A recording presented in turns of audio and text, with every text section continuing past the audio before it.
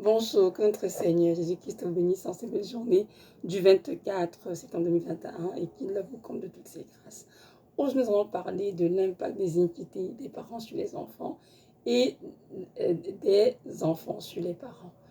Parfois, on est mal enseigné. Euh, euh, euh, on, comment dirais-je, on a tendance à vouloir porter les fardeaux euh, des péchés des autres sur nous par amour pour eux, c'est-à-dire pour nos proches, pour nos amis, nos parents, nos enfants.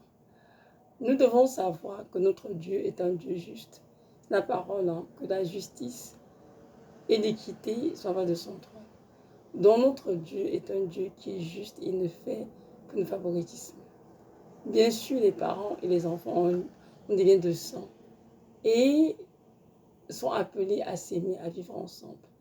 Mais il n'en est pas moins que chacun est responsable de sa vie. Oui, chaque parent est responsable de sa vie et chaque enfant est responsable de sa vie.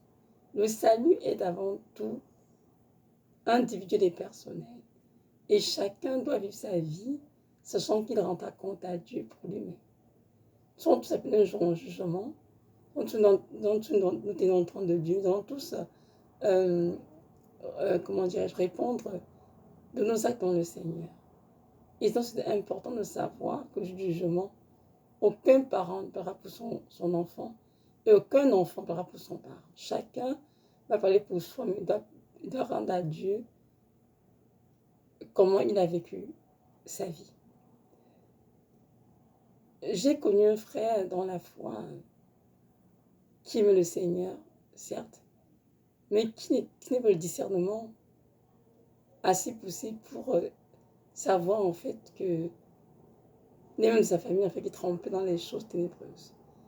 Et le Seigneur me l'a révélé, ça faisait plusieurs années. J'en ai parlé à d'autres personnes. On a prié pour le frère pour qu'il puisse réaliser en fait que cette personne qui l'aimait tant, qui aimait sa famille, qui était sa maman, n'était pas une chrétienne comme il pensait, mais c'était plutôt une femme qui pratiquait la sorcellerie, mais sous la couverture d'être ancienne d'église.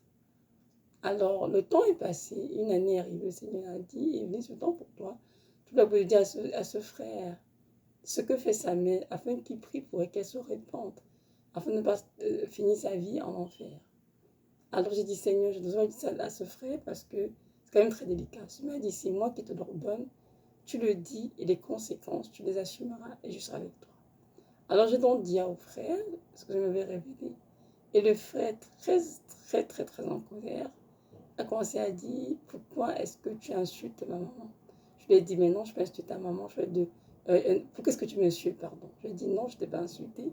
Il me dit, si, dis que ma mère pratique les ténèbres, est-ce que tu m'insultais moi? Je lui ai dit, ah non, aucunement.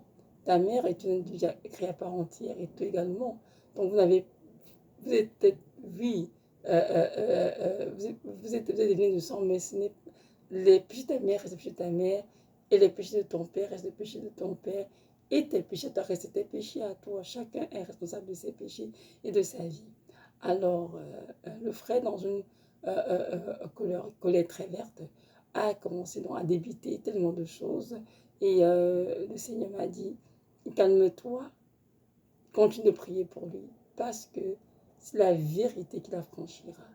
Il peut être mon enfant et se dit être un chrétien et continue de côtoyer les ténèbres sans savoir ce que c'est que les ténèbres. Donc c'est important qu'il prenne conscience de ce qui est autour de lui pour pouvoir prendre les dispositions nécessaires pour se sanctifier.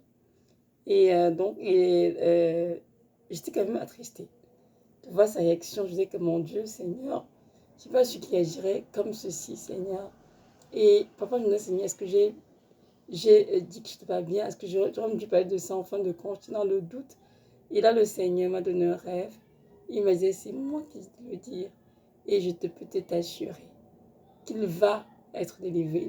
Ses vont s'ouvrir par cause de sa mère. Et cela va aussi enclencher sa délivrance. Je continue de prier pour lui. Et donc, mais là, la méditation, un jour, il m'a conduit justement, Ézéchiel 18, justement, dans lequel le Seigneur parle justement des iniquités des parents sur les enfants, les iniquités des enfants sur les parents. On va lire ensemble. Le livre, dans Ézéchiel 18, pardon. Nous allons lire des versets 19 à 20, mais je vous encourage à lire tout chapitre 18 ans. C'est vraiment très édifiant, très intéressant, et ça comment dirais-je, ça démontre d'une manière succincte la pensée claire du Seigneur par rapport à ce dont nous entendons nous parler dans cette vidéo. Donc, ça veut dire, c'est Ézéchiel 18, 19 à 20 dit ceci. Vous dites, pourquoi le fils ne portera-t-il pas l'iniquité de son père? C'est une question que tu poses au Seigneur. Il répond, c'est que le fils a agi selon la droiture et la justice. C'est qu'il a observé et mis en pratique toutes mes lois. Il vivra.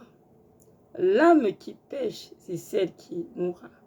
Le fils ne portera pas l'iniquité de son père, et le père ne portera pas l'iniquité de son fils. La justice du juste sera sur lui, et la méchanceté du méchant sera sur lui, parole du Seigneur. Donc, de façon de montrer clairement que le fils ne portera pas l'iniquité de son père, et encore moins le père aussi, vice-versa, ne portera pas l'iniquité de son fils. Parce que celui qui agit sur la droiture, la justice de Dieu, qui met en pratique ses commandements, il vivra. Mais c'est l'âme, en effet, qui pêche, qui mourra. L'homme qui pêche, bien sûr, sans repentance et qui mourra. Donc, si le fils a péché contre le Seigneur et qui ne se repent pas de ses péchés, celui qui mourra. Si la mère a péché contre le Seigneur, il ne se repent pas, c'est lui qui mourra. Si le père a péché contre le Seigneur, il ne s'en repent pas, c'est lui qui mourra. Si la fille a péché contre le Seigneur, il ne s'en repent pas, c'est elle qui mourra. Donc, l'âme qui pêche contre le Seigneur qui mourra, ce n'est pas à la place du père de mourir pour le péché du fils, et c'est pas la place du fils de mourir pour les péchés de son papa. Non, c'est ce que nous dit la parole. Chacun portera son iniquité sur lui. C'est ce qu'il dit ici dans le verset 20 d'Ézéchiel 18. L'âme qui pêche, c'est celle qui mourra. Le fils ne portera pas l'iniquité de son père, et le père ne portera pas l'iniquité de son fils. La justice du juste sera sur lui, et la méchanceté du méchant sera sur lui. En effet, notre Dieu revient à grande vitesse, avec l'attribution de chacun. Il rendra à chacun selon ses œuvres.